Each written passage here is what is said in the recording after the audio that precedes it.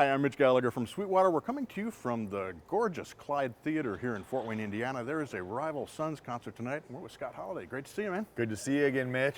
Always a pleasure to talk tone with you. We've been chatting about your rig today, and we want to share that with everyone. Yeah, let's do it. Yeah, I appreciate you taking the time. You got something cool going on here. It's interesting. It's different than anything I've ever done. So we were talking, I'll recap our conversation for everybody out here. Okay. This is a very different rig for me. I have never really done any modeling stuff till this point. Last time I did a rig rundown, I think I was running orange amps with 3 pedal boards. And then I never did a rig rundown of my Bob Bradshaw rig switching system, but I built this big system that was basically like that pedal board and then a bunch of other MIDI pedals into his system, and with his pedal board and everything. And I still have that, and it still sounds great. Yeah. But after the pandemic and little spotty dates, I had to do something different. Originally, I built this rig as a fly rig. So we would do this massive Bradshaw rig would stay with the trailer and go with the bus or with the truck. And then I had to build something that I could just have it be in a case or 2 cases. And we can kind of fly over to do a gig and then meet back up with the tour. Sure. So I'll start. This is what I came up with. Okay. It's 2 road cases, that's it. And then originally I had a power amp mounted on this thing here. It was a little bit different. But this is my entry board. I go directly into my wah pedal, Dunlop CAE wah, and then I go into this fuzz probe. I almost always put a fuzz probe on my rig because you control it with your foot anyway, and it's just cool to have for any time I want to use something weird. It's one of my favorite pedals ever pedal, made. yeah. Yeah, and then into the a volume pedal, which I can have this be a volume pedal too, but I like to have a standalone that's just for volume, playing Firebirds and bigger guitars. It's not like a Strat where you just have the pinky roll for the volume. So I'm always using this thing to kind of play with volume during the set. Tuner's on here just in case, but I barely use it live anyway. That takes us into, this is really the rig now. Yeah. It's amazing. It's crazy for me to even say or think about, but I'm using the Line 6 Helix, and atop I have these 4 pedals that are things that I use in my main rig that are hard to emulate, and you can get close, but I just think a Pog, the bass micro synth, these things are very particular sounding. Sure. Even when you use octavers inside the Helix, which they have in spades, it's still it's a little different sounding. They've got their own character. But that's one of the beauties of it, is you can loop those things in. That's it. And you can still incorporate them into what you're doing. Correct. You have 4. You only have 4. Of course, if there were 6, I'd probably use 6, but that's just what we do. Right. But there's 4, so I narrowed it down to these, and I just wanted to make sure I used a couple fuzzes that I know get me right where I need to be for most of the songs we do. So for that, I use the Roger Mayer Octavia and Deep Trip's Hellbender, which is like a tone bender kind of sound. Everything else is out of the Helix. The way I got to use this Helix and got my brain into it to make sense of it is what we were talking about earlier. I had both rigs out at once. So before I built the fly rig, right, I had this built and all ready and not totally programmed yet, and kind of had a ballpark of where we needed to start. I had a theater in in Colorado. We had a theater that we set up in both rigs, and I just put an A/B switch between them and kind of started to tweak. And I'm using in my bigger rig, I was using 2 orange custom 50 heads and a Supro head. So and the Supro has essentially 3 channels, an A, a B, and a both. Right. So I was just trying to approximate. If I can get this to have orange 1, orange 2, and a Supro sound, then I can basically build every song I need to build because I have my amps in here. So that's what I did. We set up full volume, my front of house out front, and just A-B'd and kind of I tweak, and he would tell me more mids, a little more low end, less top, and I would go through each amp like this before we would start flipping, and I'd tell him, I'm not going to tell you which one it is, guess, and eventually he would go, I don't know which one that is, but that one sounds better, and it was this one. Nice. So, like we said, modeling and this stuff you know, there's a few guys that are really doing it right. A few companies that are doing these modelers really, really right. But it's really up to how much you can program, how much you can deep dive into these menus and like hear it and use it. A lot of people aren't going to be able to do it. They're going to be just sticking to presets, and that might not be the greatest thing for them. But for super nerds like me, if you really get in there and you really put the work in and really can hear it and understand how to tweak it, it's pretty effective. Yeah, there is a ton of control and deep parameter editing. I mean, you could go. It's crazy. You could go crazy in there. It's crazy. Yeah, it's so crazy that I'm building a new rig for the new album and using a bunch of new things and probably incorporating this Bradshaw rig that I had with this. And I have to keep this with me now. I have to make this like a centralized part of the rig because it's become so just integral. And it does things that nothing else does. It's really wild. It's really easy to use. It's really friendly to look at. Right. This is important. When you look down and you're like doing 2-hour sets, you want things to be friendly. You want to be able to see it and know exactly where you're going. You know? Yeah. So when we come out of this, generally I started with the amp here, like I said, on the board, and I was using a Seymour Duncan. I think they call it the 700. It's a super solid state, super big, 700 watt, massive thing, but it's this big. Right. And as I was building it, I'm like, I can't believe it. I'm using a solid state power amp. Truly gone to the dark side. I'm modeling with like, what am I doing? What's happened? Yeah. Yeah. So, I'm total Judas, tone Judas. And you're actually admitting it in public. I know. This is the first time I've done it, by the way. That's with so you cool. guys. That's so cool. But it was here. It was mounted on the board. It's lightweight. It's really simple, and it worked great. But then we did a tour and said, hey, is there a way that we can not use the 5,000-pound A rig? Can we just take the fly rig with us on this one tour? Because it'll save us tons of space and weight, especially going to Europe and stuff. So I said, yeah, we'll do it. Let's just go for it. So I did it, and I said, but if I do that, I want to use a different power amp just to try it. So I hit actually this Mesa Boogie, what do they call it? It's like a 50-50 stereo power amp. I don't even think two power amp. Yeah, I don't think they make it anymore. I don't think they make it anymore. It's really good. They should make it again. It's a really, really good thing, and it's got like preamp tubes in it even, and it really did something a little special. If you're going in very micro, it really kind of gave it a little spongier kind of feeling, especially on clean tones. You could really hear it. So I used that for a while, but it blew up on the European tour. So right now I'm using again the Seymour Duncan. The cool thing about both the Mesa Boogie and the Seymour Duncan is they also have cab sims out the back of them. So my front of house takes those as well. Nice. So he's basically got a thing where we're coming out, going to the board with cab sims, and he'll do those really wide with a very, very, very tight delay on them.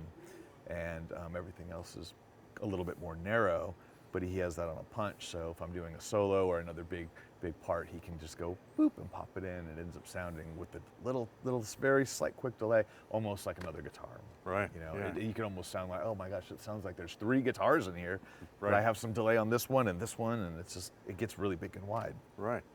Now you're going through the speaker cabs though, also with mics on them. That's the other thing I really think you got to do.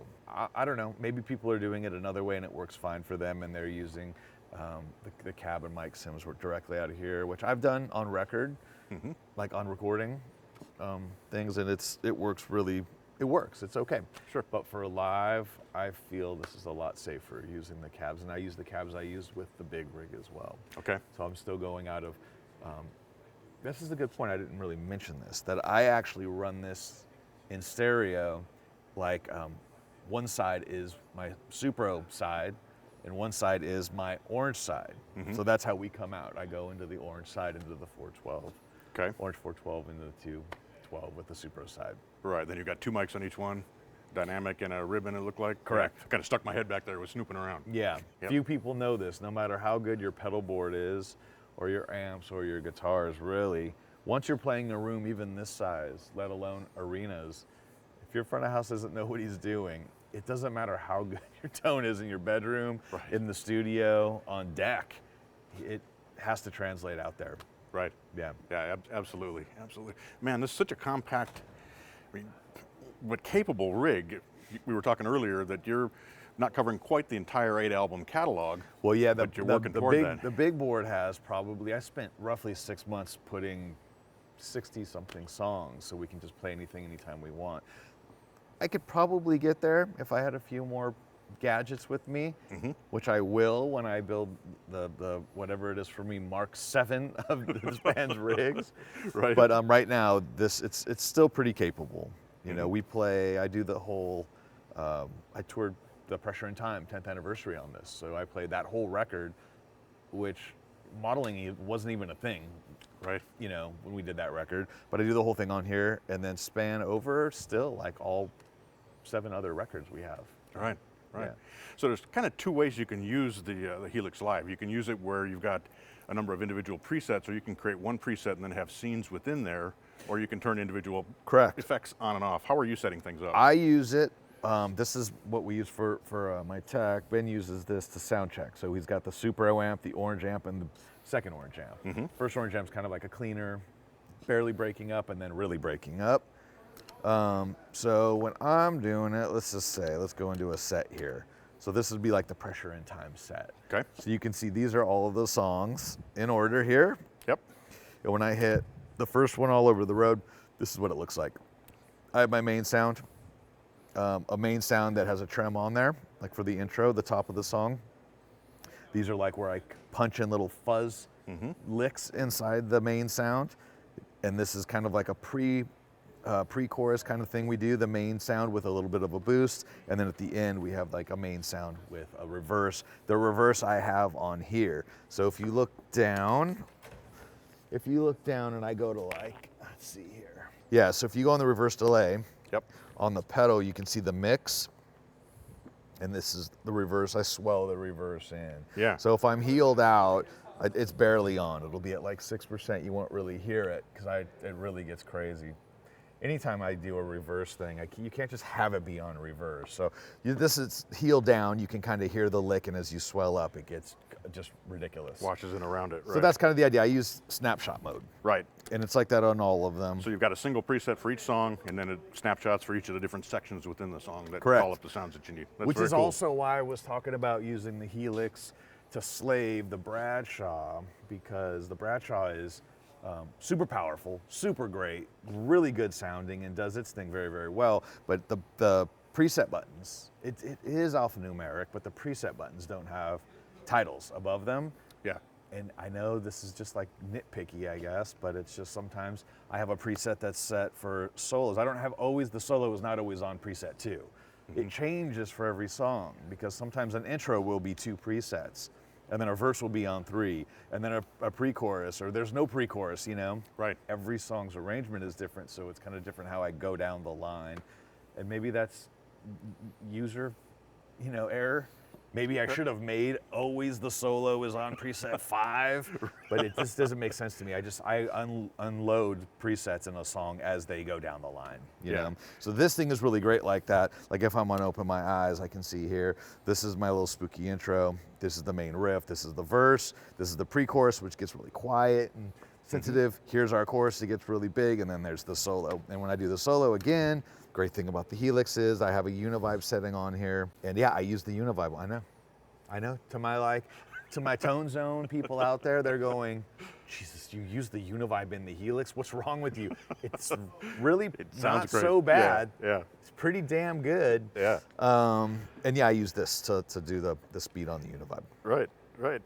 That is so slick. And then when you do expand the rig later with the Bradshaw rig or whatever else you bring in, of course you got MIDI control from here. That's right. And so the whole thing just works as the master brain. That's the idea. For the entire rig. That's the idea. It'll be maybe the Bradshaw coming over here, and with the Bradshaw, you can turn all the pedals, which is I had many of my old school things that I use, all the things through all the records in that rig. I can turn any of those on or off at any time, which is really cool when you're just wang-danging it and kind of having fun and improvising, which we do all the time. I can kind of look down at that board and go, oh, I do want to use that ring mod while I'm soloing right now. It'll be fun. Or I do want to use this envelope, or I want to use this this delay that I've used for 20 years or something. It just has a sound, you know? So I'll have that too. And I actually have so much faith in this Helix that I'm really gonna spend some time when I go home from this tour road testing, because I think I've become so accustomed to some of the sounds in here that maybe some of my old sounds I'll just go, Yeah. I kind of like what's happening here, and I also like how it controls here, and it's a different kind of thing. There's some runaway delay things in here that I'm like, that's different than any of my other pedals, and I might like it better than what I was doing. Right. Yeah. But you kind of have the best of all worlds here, really, because you've got the great modeling stuff, you've got your pedals of choice, you've got your cab sims, you've got microphones, you've got different amps, different cabinets. I mean, you kind of got the whole thing put together, like we were talking earlier, as a true hybrid. Yeah. And well, finding what really works. when I build this next rig, what we were talking about, the idea to me and what I think really works is going from a modeling amp into a real amp, like a clean real amp. So for me, I'm going to be using a Supro Royale amp, and it's got a lot of headroom. It's a 50-watt combo, and it doesn't break up too early. So that's the idea. I don't want really breakup from the amp. Maybe just the most minimal, just to add life and bloom, you know? Right. But really, I just want to hit that tube and preamp stage just to get that just slight sponginess, that like liveliness, that like almost, I'm trying to describe, but we know, for guitar players, it's almost indescribable, where it just feels lighter on the fingers and you got a little bounce out of it. Right. It feels better, it sounds better, the mics will react better, I believe, everything will react better. And that's truly hybrid. Yeah. Model, preamp, everything in here, hitting an actual amp stage with tubes. I think that's what people are going to do. I don't think the future is in simulating it all. I think the future is that's where they did something wonderful. To all my amp builders in the world, I don't think that's ever going out of style, That's like saying synth guitar is going to take over the world, and there's not going to be, we don't need real flutes anymore because we can do flute on guitar. Wrong. You know what I mean? There's always going to be a need for the real thing. There's always going to be a desire, and honestly, I think it's probably always going to sound better. Yeah. But in so many applications, this is so usable, and it's, the last tour I did through Europe, I think I had more people writing me in Guitar Buddies saying, "Oh man, your tone. It's I love your tone. It's so original, or it's so great." That's what we do. We dork out and compliment each other. Yeah, right. But I had so many people mention the tone on that tour, and I thought, it's unreal. I think more people mentioned it while I'm using this modeling rig than when I'm using live amps. It's like that. And this is the relationship with my front of house and the mics and the whole translation of it all. It's people don't really know. Yeah. It's amazing. It's awesome. It's inspiring. Yeah. And this has been a masterclass on how to do the hybrid thing and have it be effective for a guitar player. I mean, that's so cool. Right on, man. Yeah, thank you so much. Appreciate it. Yeah. Great to see you. Thanks for the tour. And man, I'm looking forward to the show tonight. Can't wait. It's going to be fun. Right on, man. Thanks for joining us here at the Clyde Theatre. We're in Fort Wayne, and I'm Mitch Gallagher from Sweetwater.